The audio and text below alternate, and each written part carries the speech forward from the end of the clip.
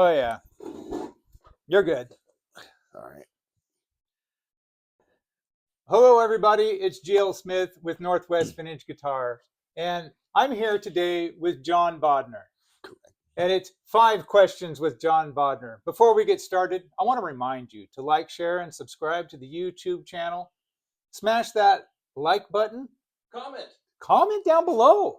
Scott McPhee needs somebody to talk to. I'll even chime in. Yeah. So, Jon Bodnar. Jon Bodnar spent a time with Dick Dale. He was a Deltone. I was. Yep.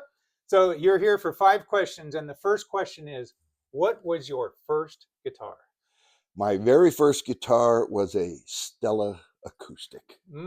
Okay. Yeah. You know, there was a lot of them around. yes. Yeah, they served many people very They well. did. You could use it for a vegetable slicer if you wanted to. The strings were so high off the neck, but that's what got me started. And then I went through my evolution of Silvertone electrics and a couple of those. Worked your way up.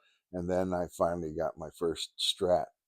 It was a 59. Still have it. Nice. Very nice. Second question, why did you start playing guitar? What was the driving reason?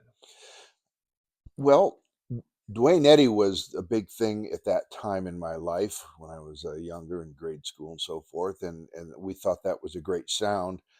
And we lived in Southern California at that time. And I have an older brother, and he came home real excited one time because Dick Dale and the Deltones played at an assembly at his school.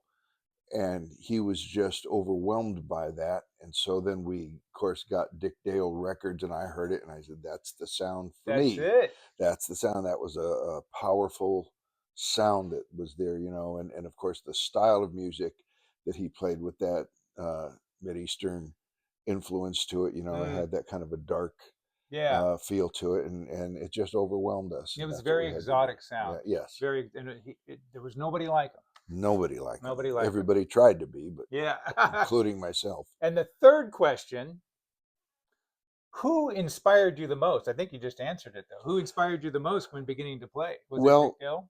I don't know. Maybe like in the beginning it was. That's what really got me into, well, what kind of guitar is that? What kind of an amp is that? You mean an electric guitar? You don't just plug it into the wall and it plays, So I learned about things like that. But as you progress through your natural evolution and education in music, you have different influences. Yeah.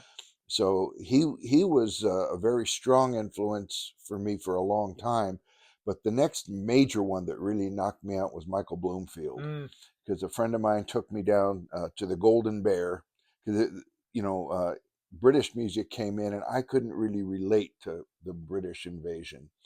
But my friend, who's a drummer, Gilbert Chavez, took me, said, we got to go hear this guy. So we went down to the Golden Bear at Huntington Beach, and I saw the Paul Butterfield Blues Band. And I was listening and trying to figure out what's going on. They were loud. They were everything. That was when Bloomfield was playing that gold top Les Paul that he had, with the P90s in it.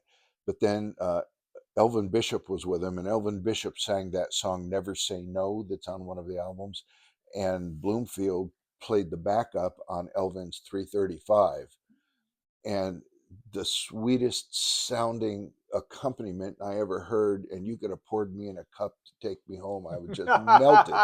It was, and that was it for me for the longest time. So that was a life-changing event. Yes, for you. It was. It was a major. Okay, cool. Is that?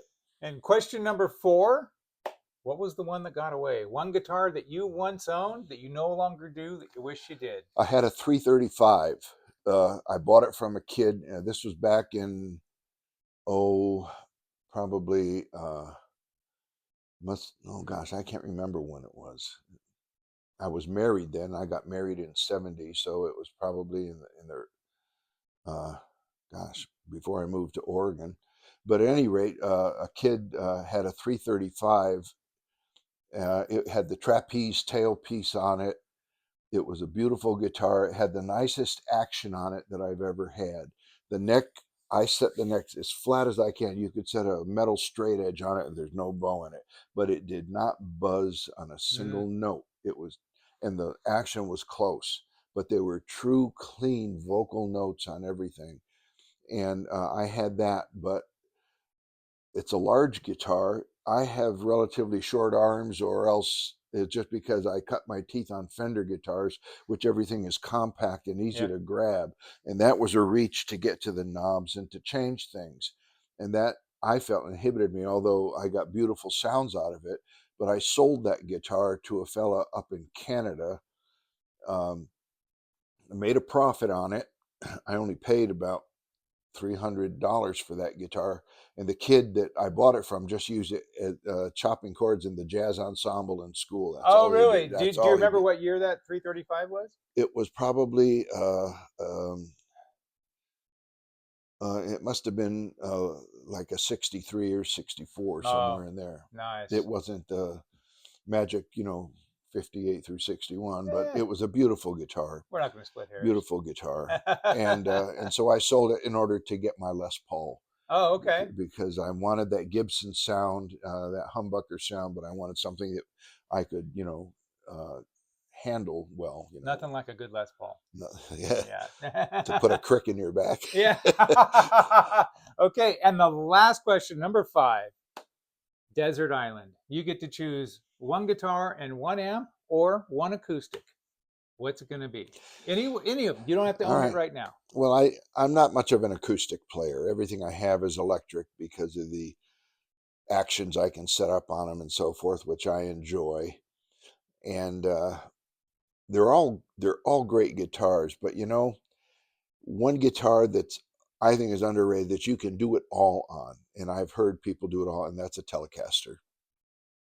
You get yourself a good Telecaster and a nice amp that you don't get a hernia carrying it around, and that's probably where I'd go, because you can set the actions up nicely. You can get multitude of sounds out of it. You can play any kind of music. I've heard them play jazz and country and blues and rock and everything on a Telecaster. Oh yeah. And so that's the guitar that I think when people come to me and they want to buy a guitar and ask me for a recommendation, that's the one I always tell them. They always want a Strat because all the whistles and bells and everything. But I say, if you can't do it on a Tele, you're not going to do it on anything else. I tell people, you want to learn how to play guitar right, play a Tele. Yeah.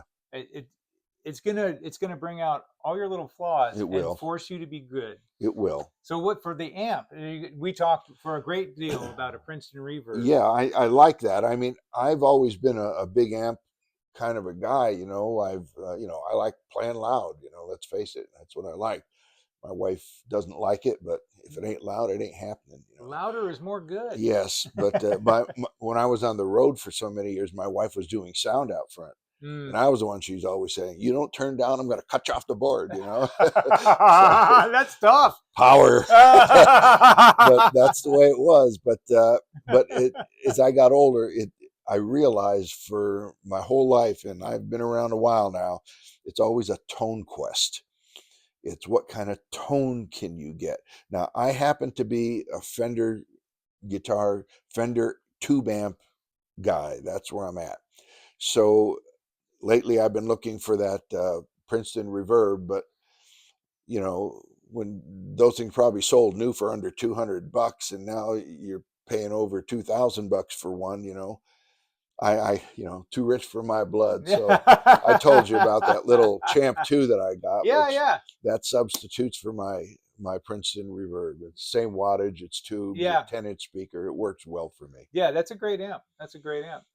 Well, that's great. Thanks for joining us today, Jon. You bet. All right. That's been Thanks for the questions. 5 questions with Jon Bodnar. I'm GL Smith with Northwest Vintage Guitars. Again, I want to remind you to like, share, and subscribe down below.